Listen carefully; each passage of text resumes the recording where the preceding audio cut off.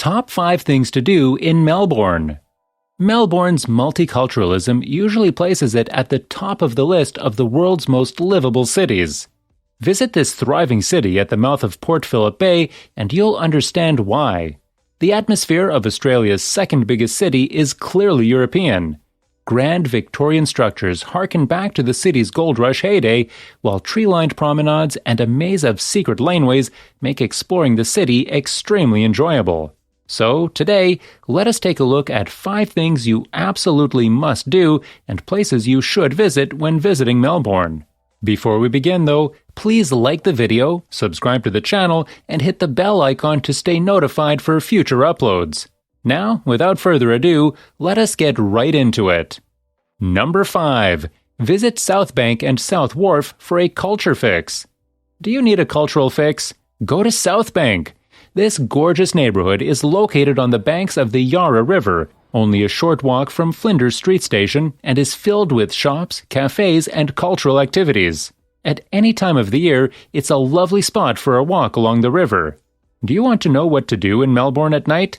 Some of the greatest nightlife in the city can be found here, particularly in the South Wharf district, where old warehouses have been turned into exciting entertainment establishments.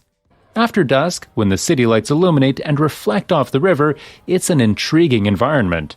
South Bank also has attractive outdoor cafes, restaurants, and live entertainment, and the several events hosted here throughout the year add to the atmosphere. Keep an eye out for public art, such as the Traveller's steel sculptures along Sandridge Bridge and the Queen Bee adorning the side of the renowned Eureka Tower. Number 4. Explore Melbourne's arcades and laneways. One of the most popular things to do in Melbourne is to explore the maze of lanes and alleys. Visit the areas surrounding Flinders, Collins, and Bourke Streets to experience Melbourne at its most elegant, intriguing, and eccentric. One of the most popular spots to come in Melbourne for high-end shopping is the majestic Block Arcade on Collins Street. Everything from High's chocolates and antique jewelry to designer couture, gifts, and cafes can be found here. It's well worth waiting up for a cup of tea in the morning or afternoon at the Hopetown Tea Rooms. This Melbourne classic goes back to 1892 and is the arcade's lone original business. Make time to get a coffee, find a seat, and people watch. It's a popular Melbourne hobby. Melbourne's oldest arcade, the magnificent Royal Arcade, is well worth a visit, as are Flinders and De Graves lanes. Want to be certain you visit all of the hotspots? Several tour firms provide walking tours of the alleys and alleyways. Number 3. Visit Federation Square. Fed Square is impossible to overlook. It is just across the street from Flinders Street Station, a significant public transportation hub. The ultra-modern design of open and closed rooms in the building stands in stark contrast to the neighboring Victorian buildings. Locals and visitors alike are drawn here by the live entertainment. With over 2,000 events held each year, there is always a performance or festival to enjoy in the central outdoor performance area or smaller interior locations. There are also several cafes and eateries in the area. Another reason to visit Federation Square is to explore the museums and galleries. The NGV Australia's Ian Potter Centre is devoted to Australian art. The best part is that admission to these institutions is free.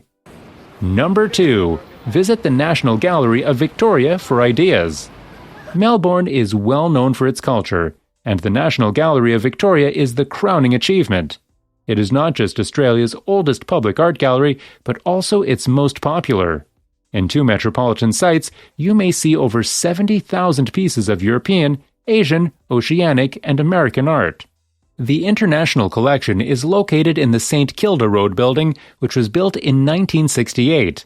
The Great Hall, where visitors are urged to recline on the floor and stare at the beautiful stained glass ceiling, is the building's most famous feature.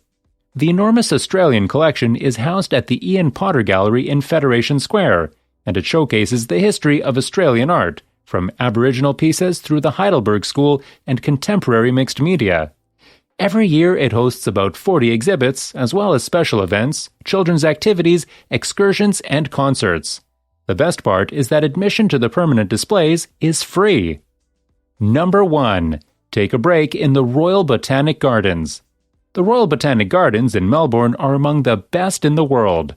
The gardens were founded in 1846 and have two locations, Melbourne and Cranbourne. The Melbourne Gardens are located in the middle of lush parkland south of the Yarra River, about 2 kilometers from the CBD. They cover 38 hectares and are home to approximately 10,000 plant species from over the world, including many rare kinds. The Aboriginal History Walk showcases Indigenous Australians' rich heritage.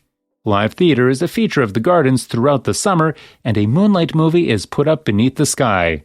Rolling lawns, lakes, huge trees, and a plethora of birds make this a lovely place to relax and have a picnic, or a classic high tea at the Terrace Cafe.